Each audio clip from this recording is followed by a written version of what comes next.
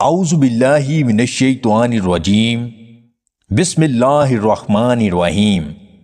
تمام دیکھنے اور سننے والے ناظرین کو میری طرف سے السلام علیکم۔ جن حضرات کا وقت خاص کا دورانیہ بہت کم ہے ان کے لیے گڑ اور ادرک کا استعمال بہت مفید ہے۔ اس کے استعمال سے دماغ کو بھی طاقت ملتی ہے۔ روزانہ نیم گرم پانی میں لیموں کا رس ملا کر پینے سے کبھی موٹاپا نہیں آتا۔ لیموں کے رس میں تھوڑی سی چینی ملا کر چاٹ لینے سے کھٹے ڈکار آنا بند ہو جاتے ہیں۔ کشمش کے استعمال سے جسمانی تھکاوٹ دور ہوتی ہے اور جسم کو طاقت ملتی ہے۔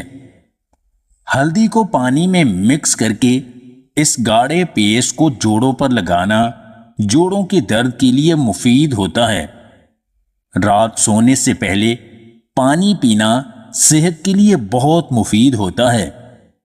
ہاتھوں پر سرسوں کا تیل لگا کر سو جانے سے ہاتھوں پر کبھی خشکی نہیں ہوتی۔ پانی میں شہد ملا کر پلکوں پر لگانے سے آنکھوں کی پلکیں لمبی اور گھنی ہونا شروع ہو جاتی ہیں۔